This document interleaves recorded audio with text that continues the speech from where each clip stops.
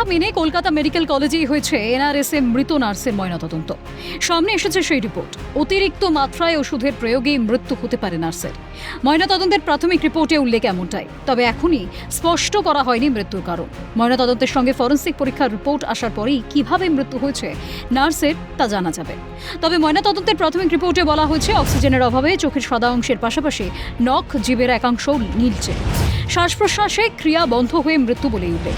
এছাড়া বাঁ হাতের কনুইয়ের কাছে একটি সূক্ষ্ম ফুটো পাওয়া গিয়েছে, যা ইনজেকশনের সিরিঞ্জ ঠোকানোর মতো চিহ্ন। ভিসেরা পরীক্ষায় কোনো বিষক্রিয়া হয়েছে কিনা বা অতিরিক্ত ওষুধ প্রয়োগ হয়েছিল কিনা সে সম্বন্ধে নিশ্চিত হওয়া যাবে সব রিপোর্ট আসার পর বলেই সূত্রের খবর। তাই ফরেন্সিক প্যাথোলজি রিপোর্টের অপেক্ষায় চিকিৎসকেরা, কিন্তু তাও ধোঁয়াশা কাটছে না। প্রশ্ন, যদি আত্মহত্যা হয় তাহলে কিভাবে দুই কনুইয়ে সূচ ফোটার চিহ্ন? বাড়ছে রহস্য। অচৈতন্য করায় ফেন্টানিল, মেজাডোলামের ভায়াল মিলায় রহস্য। পুলিশ সূত্রে খবর, শৌচালয় থেকে যে 3টি ভায়াল পাওয়া গিয়েছে তাতে ছিল ফেন্টানিল। এটি একটি শক্তিশালী ওপিওইড পেইন কিলার, যা নির্দিষ্ট চিকিৎসা পরিস্থিতিতে ব্যথা নিয়ন্ত্রণ ও অ্যানেস্থেশিয়ায় ব্যবহার করা হয়। যদিও সেগুলি নিয়েই রূপালী শৌচালয়ে ঢুকেছিল কিনা তা এখনও স্পষ্ট হয়নি। জানা গেছে 2 মিলিমিটারের একটি ভায়াল ব্যবহৃত হয়েছে। রূপালীর বাঁ হাতের কনুইয়ের কাছে ইনজেকশনের দাগ রয়েছে। কোনো কারণে শরীরে অস্বাভাবিক ব্যথা হলে ফেন্টানিল ব্যবহার করা হয়, তবে তা সামান্য পরিমাণে শরীরে প্রয়োগ করেন চিকিৎসকেরা। সেদিক থেকে দেখতে গেলে 2 মিলিলিটার অনেকটাই বেশি। রূপালীর ওই ওষুধ প্রয়োজন হয়েছিল কিনা, হলে তার কারণ কি তা খতিয়ে দেখা হচ্ছে। হাসপাতালে তার সহকর্মী নিরাপত্তারক্ষী চিকিৎসকদের বয়ান সংগ্রহ করেছে পুলিশ, তবে এখনও মৃতের পরিবারের তরফে কোনো অভিযোগ দায়ের করা হয়নি। স্বাস্থ্যমন্ত্রী শারদত্ত মুখোপাধ্যায় জানিয়েছেন, তদন্ত প্রক্রিয়া এগিয়েছে, ময়নাতদন্তের রিপোর্ট এসেছে। স্বাস্থ্য ভবনের রিপোর্ট আসলে সেটা মুখ্যমন্ত্রীর কাছে পেশ করা হবে, তার অনুমতি মিললে সেটা জনসমক্ষে আনা হবে। ময়নাতদন্তের রিপোর্ট হয়ে গেছে, রিপোর্ট পেশ করা হয়ে গেছে। রিপোর্টে কি আছে সেটা আমি বলবো না, কারণ তদন্তকারী সংস্থা আমরা নই।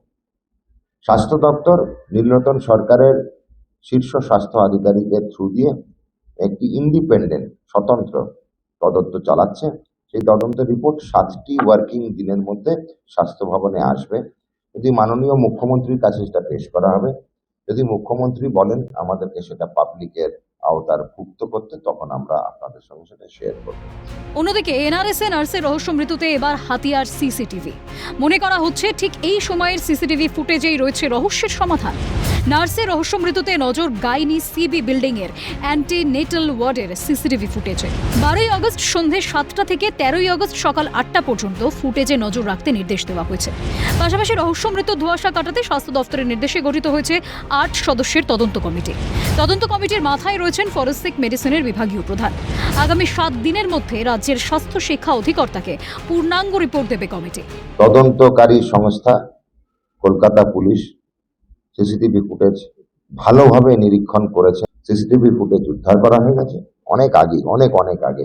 ময়নাতদন্ত গতকালই শেষ হয়ে গেছে। এখন দেখার সমস্ত রিপোর্ট আসার পর কোন নতুন মোড় আসে নার্সের রহস্য মৃত্যুর তদন্তে। ক্যামেরায় সমীরণ হালদারের সঙ্গে বিক্রান্ত রায়ের রিপোর্ট, ক্যালকাটা নিউজ।